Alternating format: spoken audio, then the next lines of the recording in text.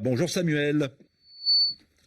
Bonjour Joanne et bonjour à tout l'auditoire de la Radio France Internationale. Et vous nous appelez du Togo, c'est bien ça?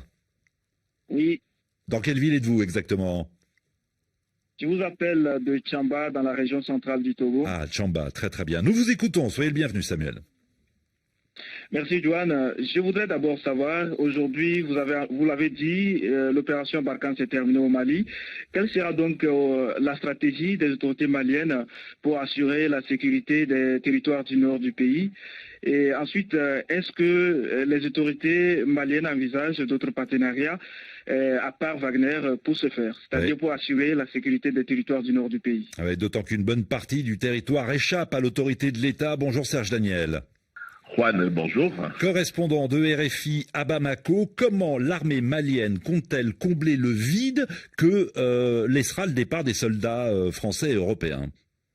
Alors, Juan, l'équation est quand même simple. 66% de la superficie totale du Mali se trouve dans le nord. Et cette vaste partie du pays n'est habitée que par 9% de la population. Il faut donc d'importants moyens pour assurer la sécurité.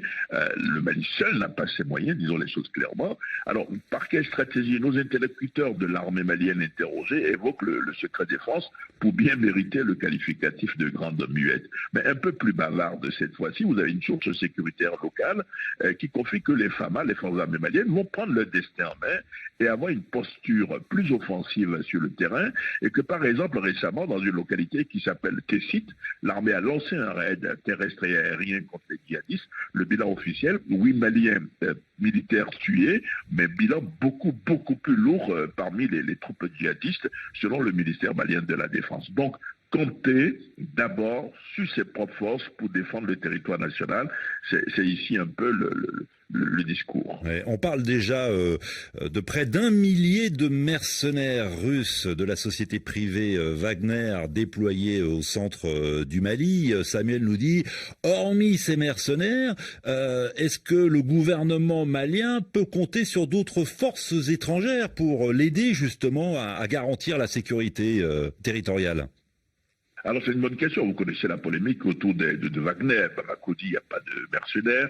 La France, les États-Unis notamment disent qu'il y a des mercenaires. Bon, alors le jour de l'annonce du retrait des troupes françaises et européennes, le gouvernement malien rencontrait ici des diplomates de la France et d'autres pays européens qui contribuent à Takuba. Les autorités maliennes ont fait passer essentiellement deux messages. One, d'abord, elles continueront à coopérer militairement avec des pays qui ont plus de moyens qu'elles dans l'intérêt du Mali pour lutter contre le terrorisme. Ensuite, et je crois que c'est la nouvelle doxa, la nouvelle doctrine, Bamako veut désormais une collaboration bilatérale, c'est-à-dire a priori plus question de collaboration, de coopération militaire de type Takuba avec plusieurs pays à la fois, mais avec un seul pays à la fois, plusieurs accords avec un seul partenaire. Et des négociations seraient actuellement en cours pour aboutir à cela. On verra bien ce qui va se passer dans les semaines qui suivent.